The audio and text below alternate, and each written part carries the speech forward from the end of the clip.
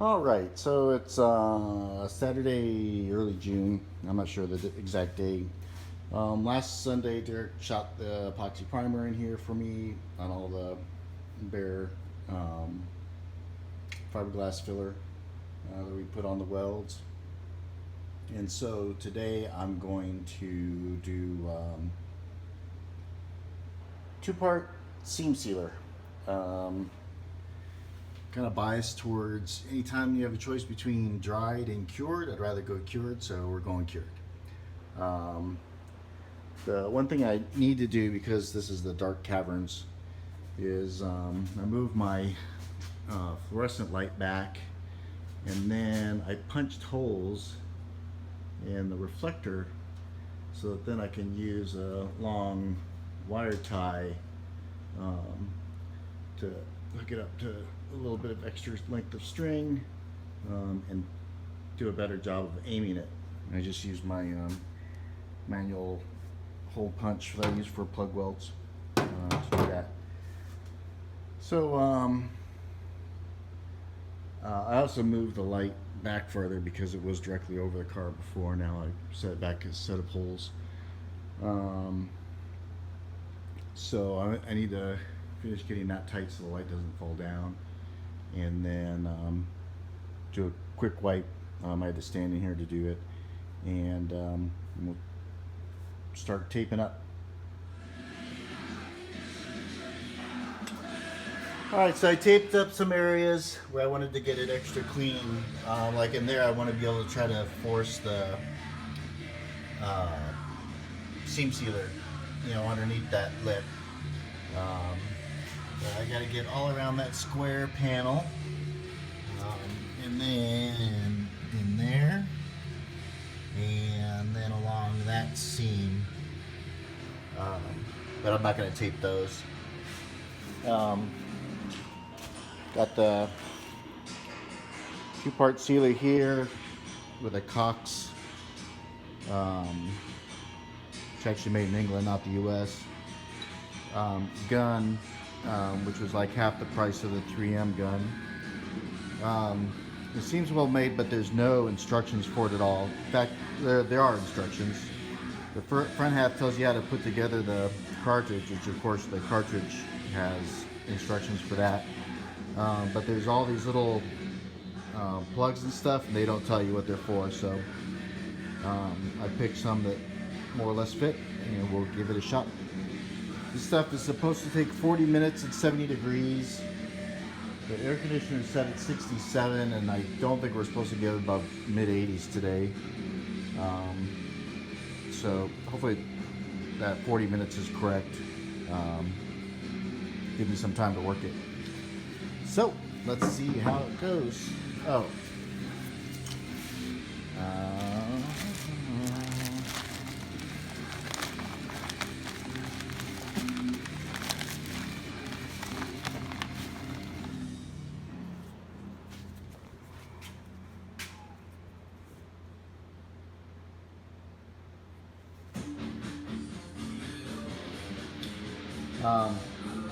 These are the tips that go on the cartridge, and it mixes it as it pushes it through.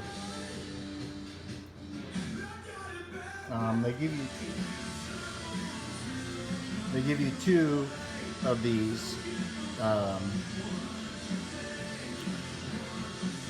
but obviously the epoxy is going to harden in there, or the two-part seam sealer is going to harden in there. So I'm going to see if I can do this passenger side with one. I don't know how long that cartridge will last. I'm not going to put giant globs like the Union guys did back in England. So we'll see how it stretches. Shit's pretty expensive. It's like 35 bucks for that little cartridge.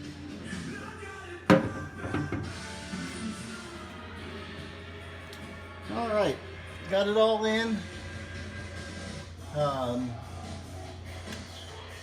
It's harder than you would think.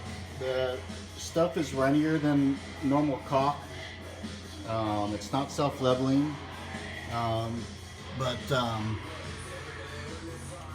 So I had problems with it dripping and things. Shouldn't be a big deal since, you know, I'm gonna be putting a couple mil of lizard skin on here anyway.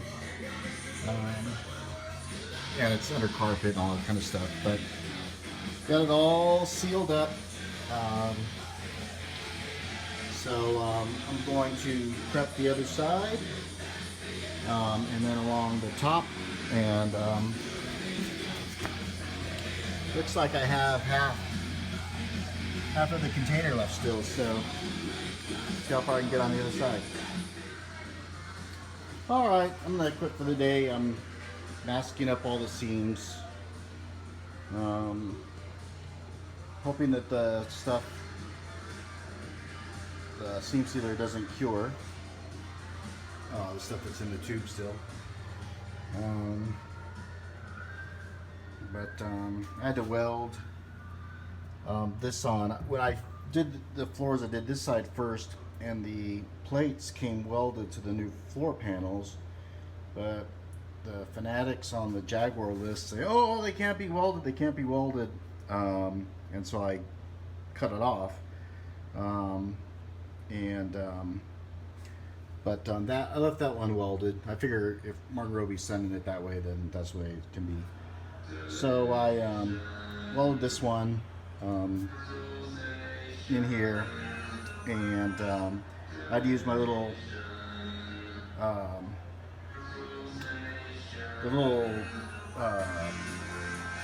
jar jack, whatever. Force everything up nice and tight.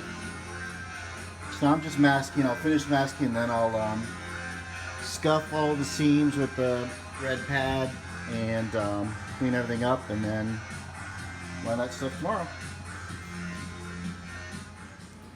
Alright, it's Sunday, June 5th. I'm continuing to mask off so I can run the seam sealer.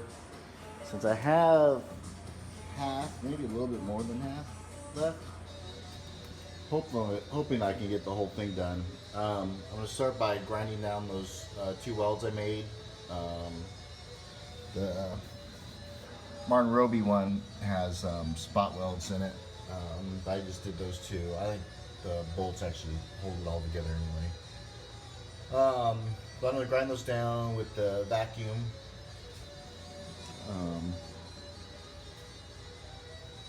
To try to suck up the debris as I grind it, and then I will continue masking, get all that masked, and then try to do one big run on the seam sealer. I'll need to buy more for the trunk, but since it seems like 3M says that it's a one-shot deal. Once you open it, you're done. We'll find out today, but I'd like to get it all done with one shot, and then be able to just buy another one for the back.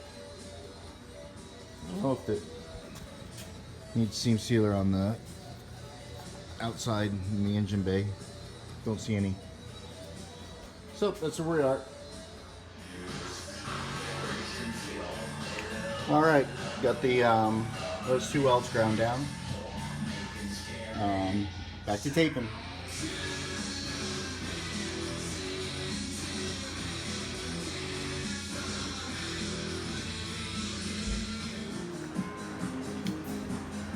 All right, I've got it all taped up.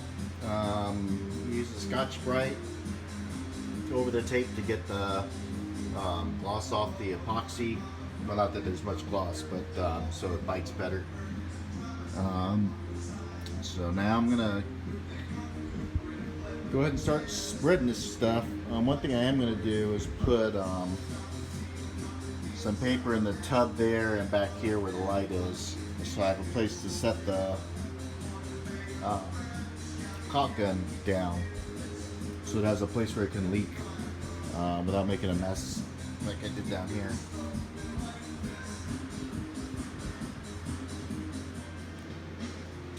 All right, I think I'm done. I had a little bit left in the tube, but it's solidified up in the nozzle. It ships with two. I was having to really hustle because it would set up in the tube while I was pulling the masking tape off, which of course taking masking tape off with gloves on is a real pain in the ass. But got all of that side done. So I'll buy some more, but I probably won't worry about it until I'm ready to do this side, because I don't want to spend 35 bucks or whatever it is for a tube to do just this, and it's going to be a while before the trunk is stripped and everything, especially since I'm moving on to the differential next. So that's where we are. I'm gonna go watch the IndyCar race.